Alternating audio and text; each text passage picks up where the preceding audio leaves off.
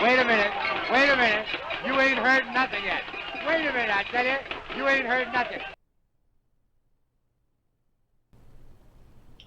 Hello and welcome to the BookTube Knick Knacks tag, the brass collection. The original concept was produced by Steve Partridge, and you can see his original video in the show notes below. Steve Donoghue then weaponized it as a BookTube tag, and his video is also in the show notes below. While looking around my house to pick out some of my knickknacks for this video, I was quite surprised by how many brass ornaments I own. So I decided to just do a video on my brass collection. I did not start out with the intention of collecting brass objects, but I seem to have accidentally acquired quite a few. I think if I had been a serious collector, I would have had a lot more. I'm going to start off with the smallest object and make my way up to the largest object. The first is this little brass tortoise. I have an affinity with the tortoise. My favourite fable is the hare and the tortoise, and of course I identify with the tortoise. Slow and steady often wins the race. I always wanted to be a novelist and to write novels, but as I didn't want my family to starve, I became an accountant instead. So it wasn't until I retired that I wrote a few novels which have sunk without trace. So perhaps my choice of becoming a successful accountant to keep my family in the style to which I accustomed them was the right choice after all. The next object is this drunken man holding on to an even drunker lamppost. I like this object because it reminds me of the old-fashioned gas lamppost that used to be lighted every evening by a street lighter in my street when I was a child. The next brass object is this pair of bookends.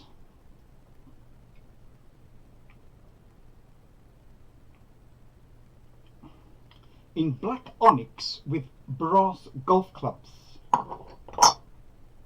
These bookends are really solid, weighing in at 1¼ kilos each.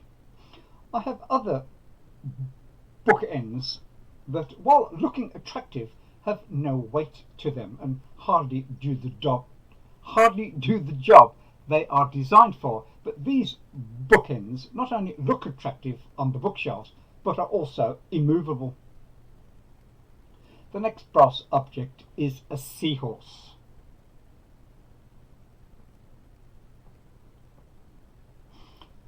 I've always been fascinated by this creature. Seahorses are truly unique, and not just because of their unusual equine shape.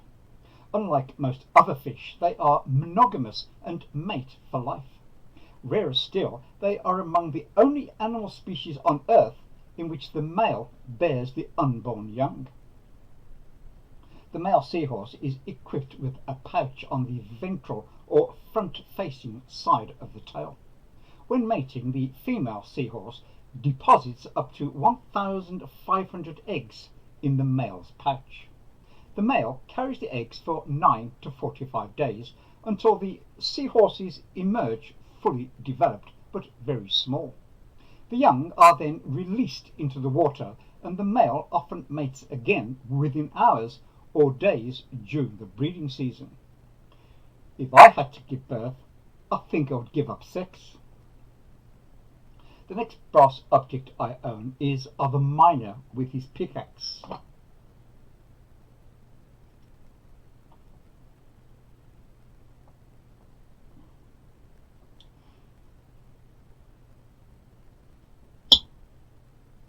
The coal industry in Great Britain began to decline in the 1950s when I was growing up. I remember the thick smogs that used to descend on London where I was living as a teenager. I once got lost after entering a cinema by one door and leaving by another door, and the fog was so thick that I was unable to discern that I was going in the wrong direction. It was like night, only darker. I wandered around for several hours before finding my way back to the hotel where I was staying for the night. It was only when the Clean Air Act was passed in 1956 as an act of the Parliament of the United Kingdom, which was enacted principally in response to London's Great Smog of 1952, that coal began to be used less, and subsequent acts in 1968 and again in 1993 made smogs a thing of the past. But this mine also reminds me of Sons and Lovers by D.H. Lawrence, which is set in the Nottinghamshire mining town at the turn of the 20th century, in which Lawrence was brought up, and of how he escaped going down the mines due to the determination of his mother that he would get an education. I read this in my 20s, and so I think it is due for a reread. The next brass objects are two cannons.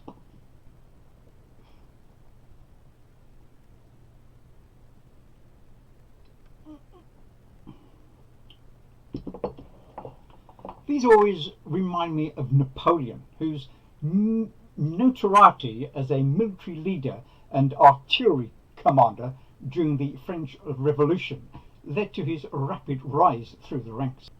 His successes as a general led to him becoming Emperor of the French from 1804 until 1814. Next, I have a couple of astronomical bookends containing all the signs of the zodiac revolving around the Earth.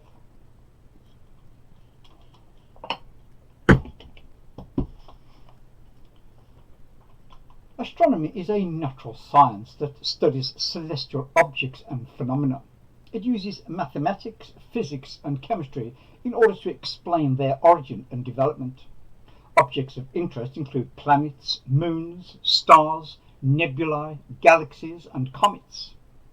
Relevant phenomena include supernova explosions, gamma-ray bursts, quasars, blazars, pulsars and cosmic microwave background radiation.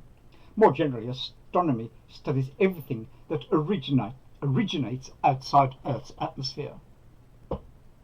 Astronomy is one of the oldest natural sciences. The early civilizations in recorded history made methodical observations of the night sky. These included the Babylonians, Greeks, Indians, Egyptians, Chinese, Maya, and many ancient indigenous peoples of the Americas. In the past, astronomy included disciplines as diverse as astrometry, celestial navigation, observational astronomy, and the making of calendars. Nowadays, professional astronomy is often said to be the same as astrophysics. Professional astronomy is split into observational and theoretical branches. Observational astronomy is focused on acquiring data from observations of astronomical objects. This data is then analysed using basic principles of physics. Theoretical astronomy is oriented toward the development of computer or analytical models to describe astronomical objects and phenomena. These two fields complement each other.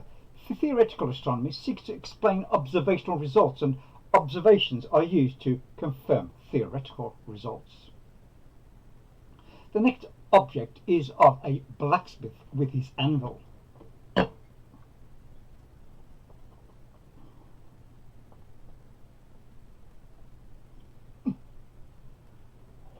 This weighs 2¼ kilos, so I'm not going to hold it up for long.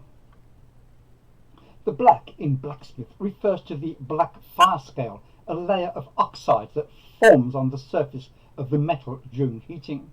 The origin of smith is debated. It may come from the Old English word smythe, meaning to strike, or it may have originated from the Proto-German smithas, meaning skilled worker.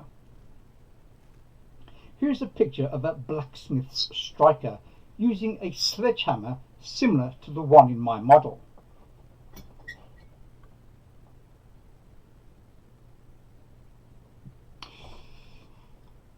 We usually think of a blacksmith as someone who shoes horses, but skilled blacksmiths produce a variety of metalworks, and they are still in existence today, producing a whole variety of modern metal products, such as gates, grills, railings, light fixtures, furniture, sculpture, tools, agricultural implements, decorative and religious items, cooking utensils and weapons. Next I have a brass eagle.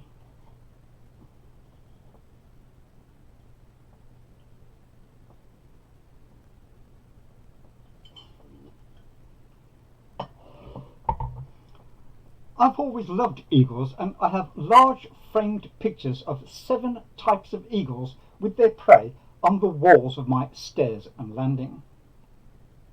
I once drew a picture in pastels of a fish eagle catching a salmon, of which I was rather pleased. Eagles are apex predators due to their size and power, and each type has a preference for a particular type of prey. Eagles, unlike all other birds of prey, do not look back over their shoulders after or during striking. Next I have 2 magnificent brass horses.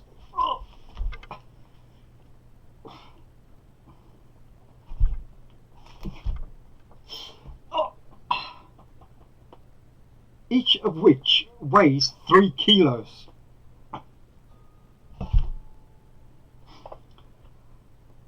The horse is a wonderful animal to look at, but I must confess to being scared of them in the flesh. I've never ridden a horse, yet in my study here, right in front of me, I have what is my favourite picture of 5 children on horseback riding through a wood. Some people love horses as others love their dogs or cats. Here is a poem by Kathleen West called My Horse and Me.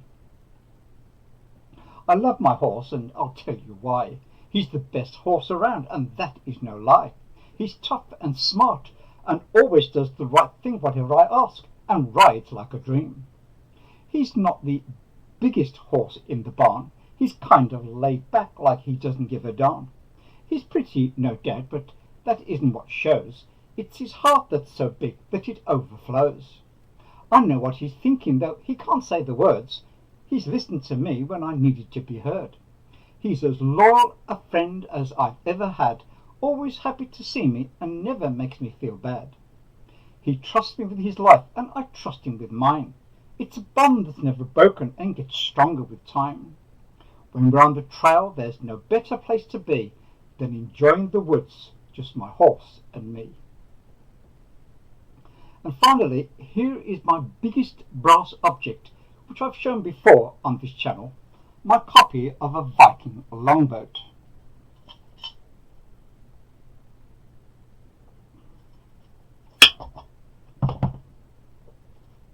Together with a statue of a Viking warrior.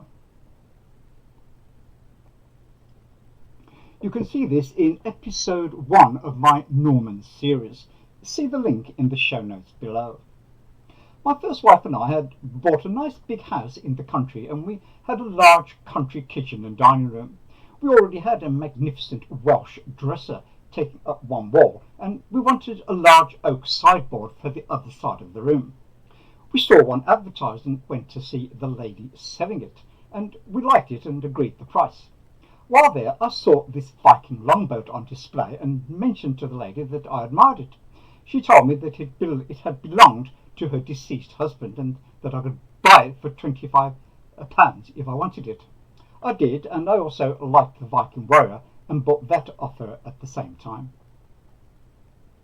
So that was my take on the BookTube Knick Knacks tag, and I'll be back soon with another BookTube video.